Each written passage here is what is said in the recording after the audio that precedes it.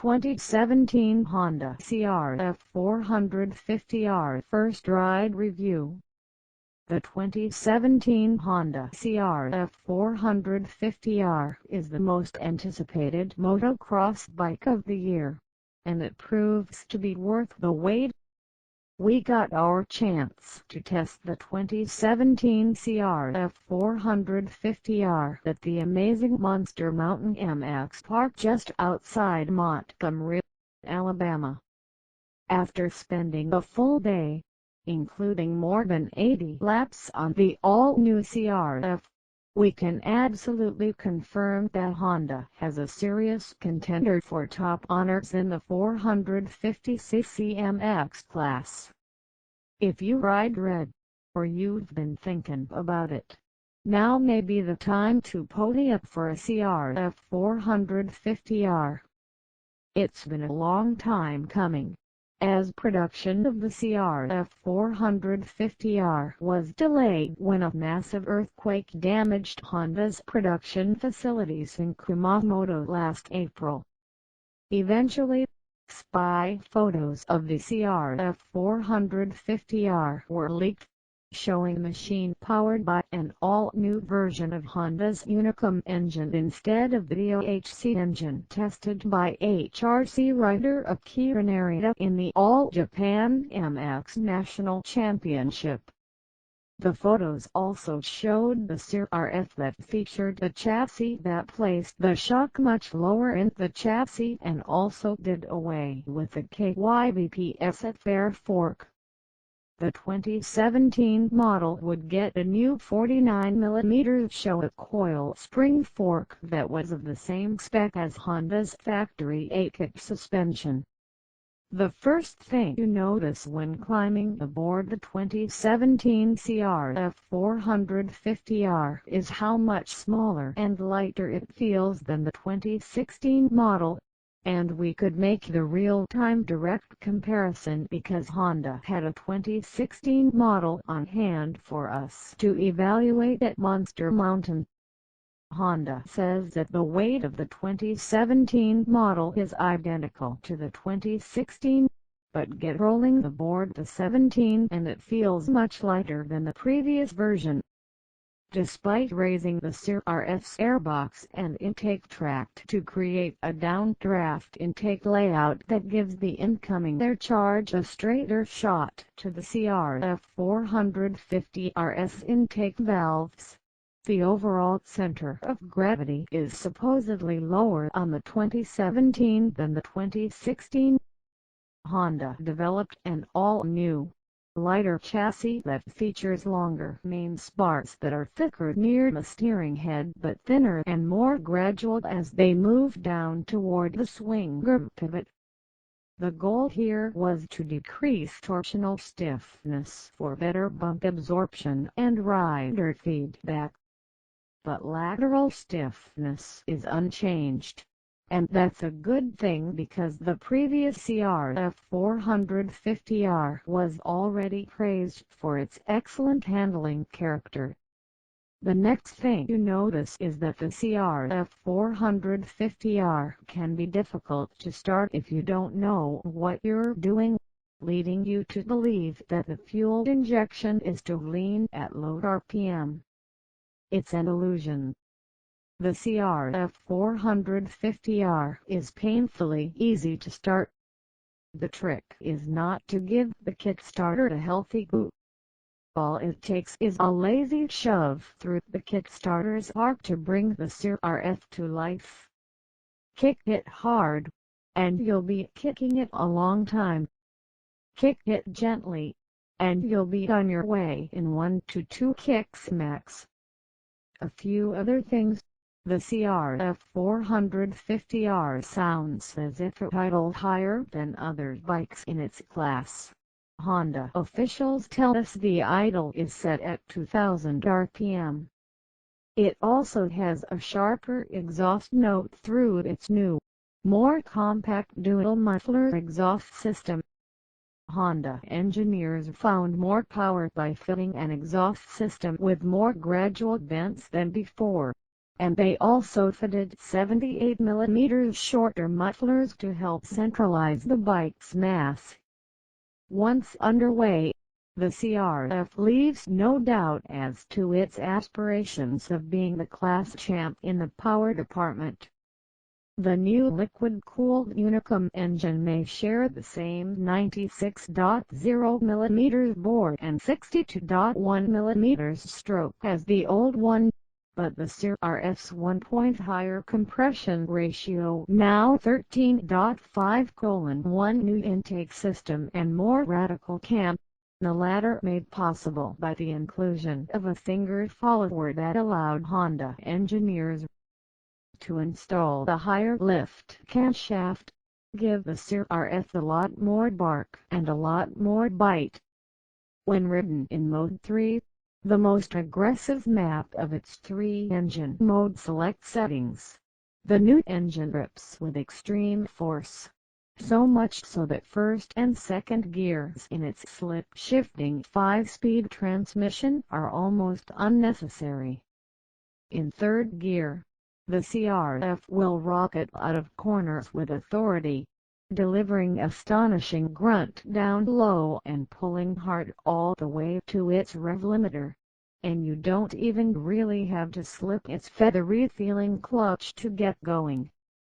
Part of this harder-hitting feel may be due to the fact that the 2017 CRF450R is equipped with a 50-tooth rear sprocket as opposed to the 48-tooth rear found on the 2016 model, but Honda claims that the new engine also makes 5 more horsepower at its peak, and we can't argue with that because it feels far more macho than the old motor when going through the gears. The new CRF450R motor truly delivers pro-level power and torque. Fortunately, that arm-jerking power can be muted by selecting the stock map. That riders and open-class noobs may be even happier with Mode 2, which alters the fuel link and ignition mix to give the CRF a tamer, more controllable power delivery on slick surfaces. If that's still too much, Modes 2 and 3 are customizable via Honda's HRC accessory tuning software. Regardless of what mode you are in, though, throttle response through the CRF's 46mm key-hinge throttle body is clean and crisp. There's little question in our minds that the 2017 CRF450R engine is in the running for 450cc MX Motor of the Year honors. Less surprising is the CRF's all-new chassis. Last year, Honda made a couple minor tweaks that helped to make the CRF450R feel quicker than it was. The 2017 CRF450R chassis, which is actually the 6th generation chassis to appear in the 5 generations of the model, retains the same predictable handling with even better turning manners while actually feeling lighter and more compact than the previous version. AMA District 37 off-road rider Nat Garden raved about how well the 2017 CRF450R corners that monster mountain. The new chassis cornered as if it was magnetized to the track.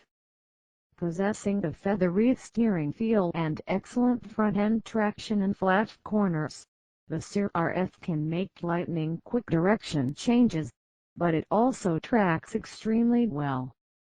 Some of the cornering ruts on the track were deep and unyielding, yet the Honda railed through them in slot car fashion.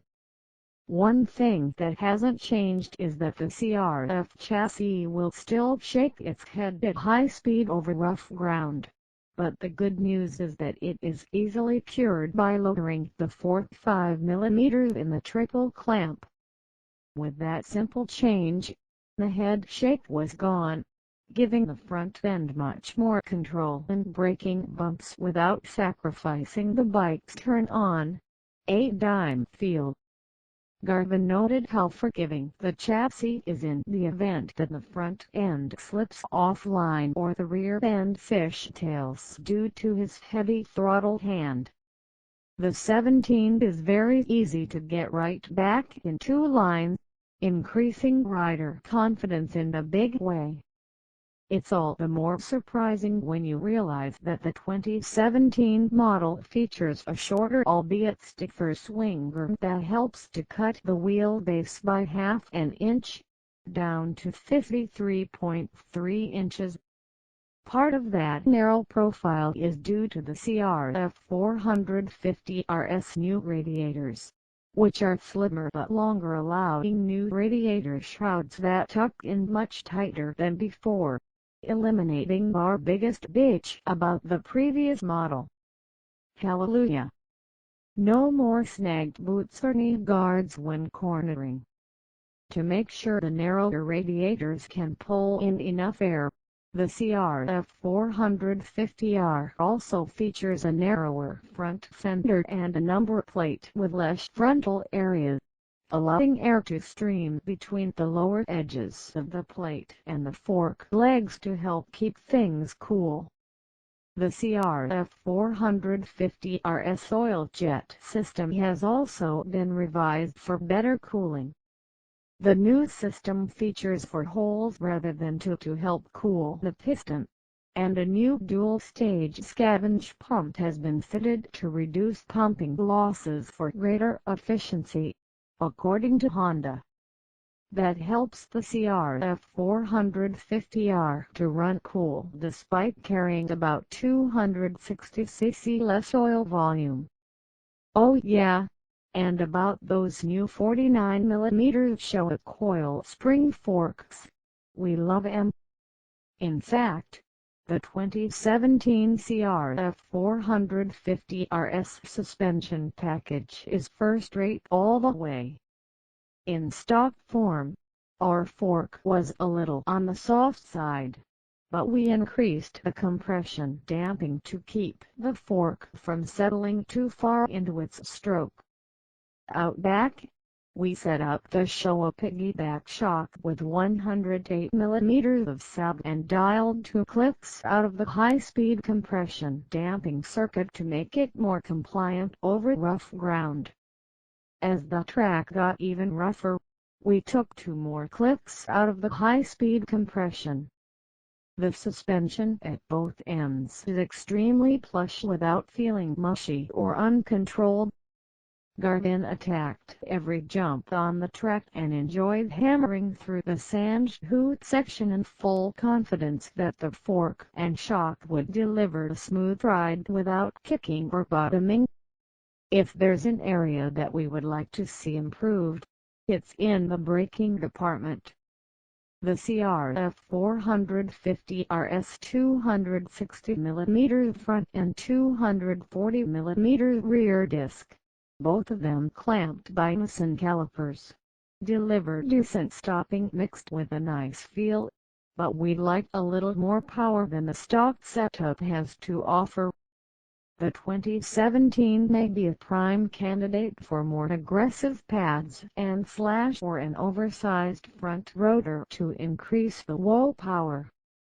Other nifty new details for the CRF450R include a titanium fuel tank to shave weight from the overall package and compensate for the higher intake tract. It ups the cool factor, but the downside is a 0.1 gallon reduction in fuel capacity. For 2017, the CRF450R also gets Dunlop's Choice Geomax MX3S tires front and rear. If you can't find tires with more grip and a better feel on a stock motorcycle, let us know. The CRF also gets film insert aka in mold graphics to keep the bike looking fresh for longer amount of time.